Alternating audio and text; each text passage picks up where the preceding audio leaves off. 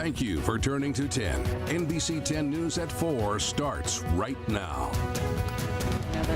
The mayor said it was safe to be out, but it's hard to feel safe when you know that they're not in the hands of the police. First at 4, students on edge on Brown's campus after Providence police announced there is no suspect in custody in connection with this weekend's deadly shooting. Good afternoon, everyone, and thanks for joining us here at 4. I'm Tamara Sakarzik. It's a story we've been covering nonstop since Saturday, and that continues tonight. We have crews spread out across the state speaking with students, officials, and residents. We begin with NBC 10's Dan Janik. Dan, a press conference is happening at 5 o'clock, so about an hour from now. Yeah, an hour from now here at the Public Safety Complex, and we're of course going to bring you to that live, Tammy, and obviously ask some of the tough questions that a lot of our viewers have. I don't think there's going to be any major news coming out of this news conference, according to my sources, but we do come on the air at 4 o'clock with new information and new video. Let me first start off with where we stand. In 1 hour from now, we'll get an update on where things stand. It was a pretty busy afternoon today. I just came from the Brown University area, and as you'll see in the video that we're showing you now, I was there as about 20 to 30 FBI agents did a grid search. Now, the search they did was at Hope and Waterman. That is the corner where the video of the man dressed in black, called a person of interest, is seen taking the corner and walking down Waterman Street. So they had agents go from the building where the shooting happened all the way down and around that neighborhood through the snow, looking for anything, gum, a bottle of water that he may have thrown out, a cigarette that he may have thrown out. They didn't seem to have anything major while I was there, but they were on rooftops as well.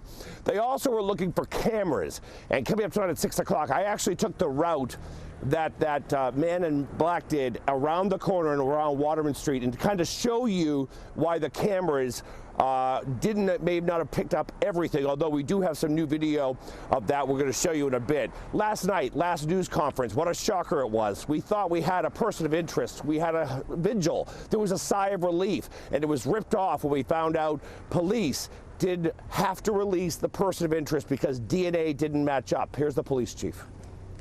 There was a tip that came in, just like we were taking any other tips, and that one came in specifically identifying a person of interest, which was this individual. And so our detectives got on it, just like they got on others, but this specific one, it was actually picked up by the FBI. All right. We brought it to you live last night on NBC 10 News, and that was really a blow. It really ripped the Band-Aid off of safety and security. And as the memorial is growing down near Brown University, so is fear and frustration by many in the community. Our Team 10 coverage continues with my colleague, Mike Cerullo. Mike, you have been in and around Brown all day. In fact, our paths crossed for a little bit. What's the latest from where you are?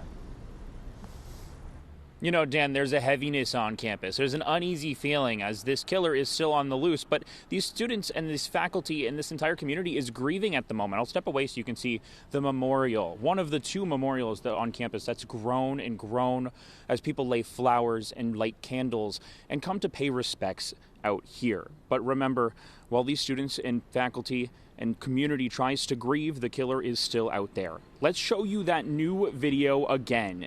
This is who police are looking for. Take a good look at his walk, the way he moves. We've seen investigators right along this same stretch today. As Dan told you, this is less than 2 hours ago. They put up crime scene tape for a short while and appeared to be working around the back of the building as well. Just before the tape came down, we saw an investigator carrying out what looked like some type of bag. We don't know what was inside. Students yesterday say they felt some relief after learning police had detained someone in the morning, but that changed after learning late last night that person was released.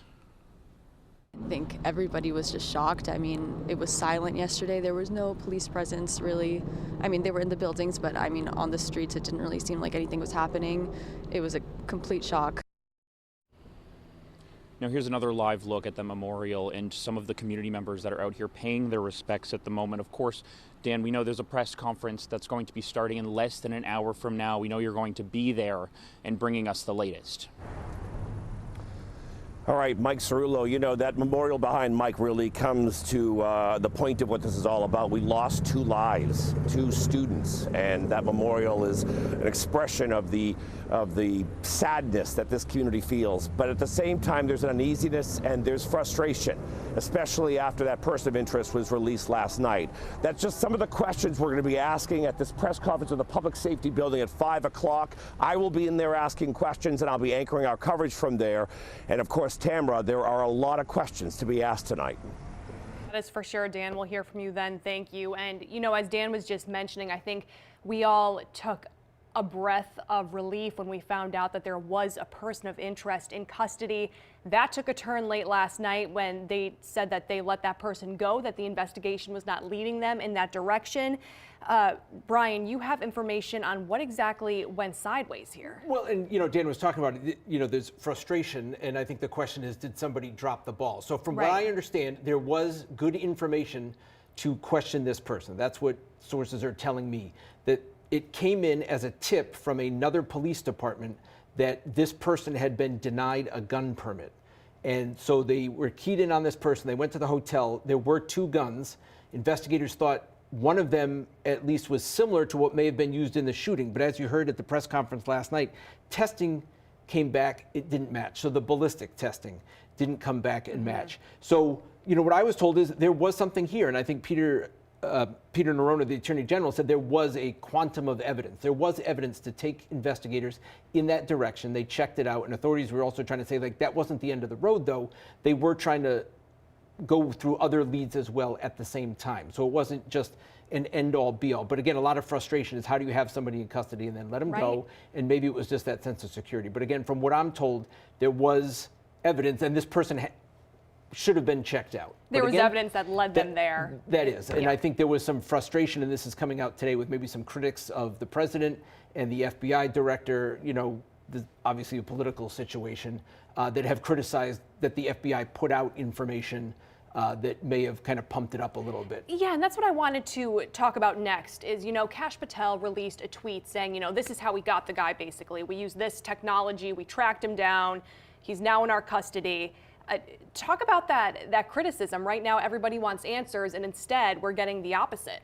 Right, and I think Congressman Seth Magaziner from Rhode Island was one who criticized the FBI director today. Now, it could be that is how they help track down the person using that, and I'm guessing they want people to know what kind of efforts and what they're doing.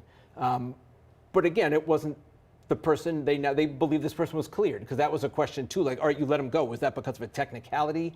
Was it because that you had some time limit? But again, from what I'm told and what the Attorney General said is, no, they effectively cleared this person, but it was worth questioning them. Yeah, and a big question, because like you said, we do know you do have to release a suspect if it's been a certain amount of time, and you can't charge them with anything. But in this case, it sounds like the ballistics evidence was not there, therefore not our guy. Right, and again, they've tried to stress that the investigation was still going through that. As we see today, though, they're kind of recanvassing the east side, looking, as Dan showed us that video of FBI agents in the immediate area. We were over there earlier today. They were looking at cameras, looking for cameras who may have video. We saw police officers with dogs sniffing along the route they believe that the gunman took after leaving the engineering building at Brown University.